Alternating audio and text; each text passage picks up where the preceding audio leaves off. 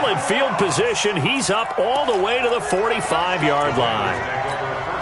Even after that big-time return, it's not looking great for them today. But if nothing else, even if the miracle doesn't happen, they can turn to this play and say, hey, we can move forward. Maybe it's a building block for the rest of the season.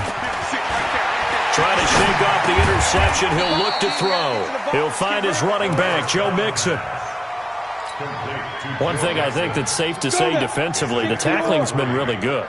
And because of that, it's been very, very hard for them to move the ball because you're not getting the benefits of run after catch. They're tackling them almost on the spot.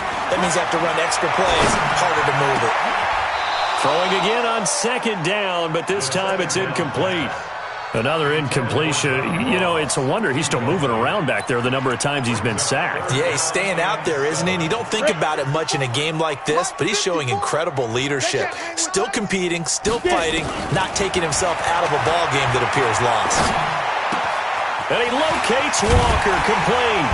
And he gets this inside the 35-yard line. And this will move the chains again as the tackle's going to be made at the 49ers' 33. So they'll come up first and 10 now from the 33. Hey, line 7. Hey, one set. Hey, lock it. 54. Line 54. He'll look to throw. There goes a deep ball, end zone. And it's knocked away and incomplete. He was looking for John Ross that time. And that'll bring up second down. Just nothing there again. He's been sacked multiple times. We've seen the interceptions, of course. He's really been through the ringer, hasn't he? And what we've seen is a defense that's well coordinated. The front and the back really in sync. The front putting up. And down he goes. The 49ers get there. Quan Alexander able to get in there for his second sack of the afternoon. Brandon, I think you understand the type of afternoon this offensive line is having. It is a long one for them.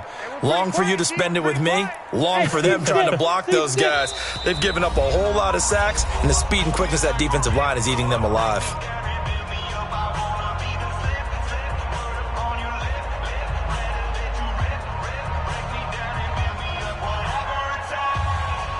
So the Bengals in possession of the football here as we get you reset. They face a third down now as they try to find a late score. Mike 56, Mike 52. They'll set up a throw.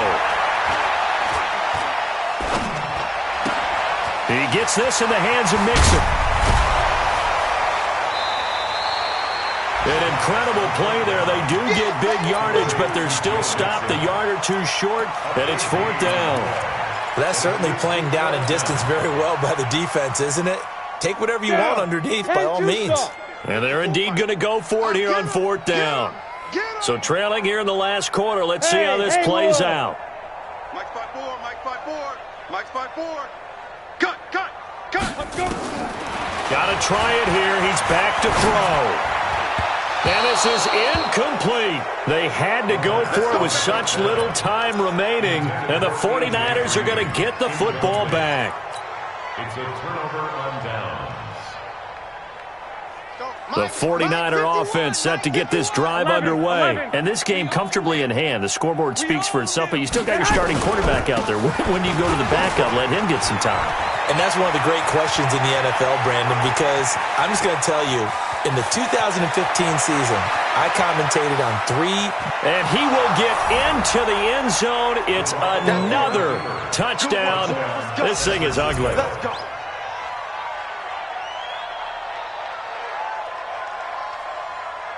Still an important piece of business to take care of, the extra point. And this one was over a while ago as they just add on to their big lead. After the touchdown, it's Robbie Gould now to kick it away.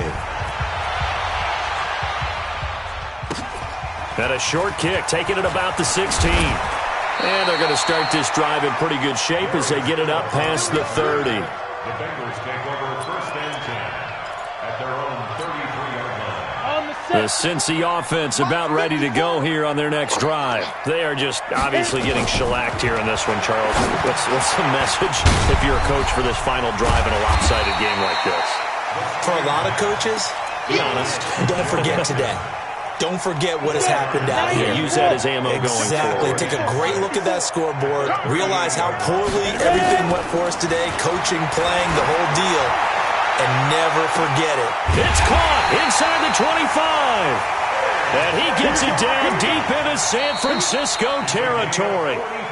Now the Bengals going to use the first of their timeouts as they get the stoppage with a little over 50 seconds left to go in the game. So the big play means just like that, they'll operate from the red zone now on first down. He'll look to throw.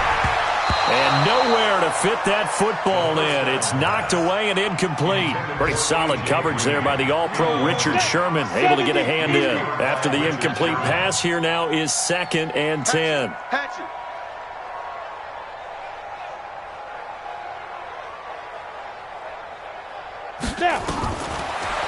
They'll set up to throw. And this is going to be intercepted. Picked off by the former first-rounder, Jimmy Ward. The rookie was trying to push it downfield, but the safety bit him.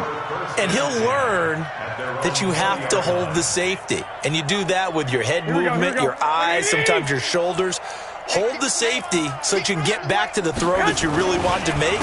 He got so excited thinking his guy was open that he made it easy for the defensive back to go get the football. Making the play defensively, Carl Lawson. They've called his number a lot this afternoon. You wonder how much tread is left on those tires. We certainly do, but I always think back to one of my favorite coaches in the NFL. And he used to have a meeting with his running backs every year in the offseason and say, look, as many times as you're going to carry the ball, you should be able to carry it one more time. So make sure you get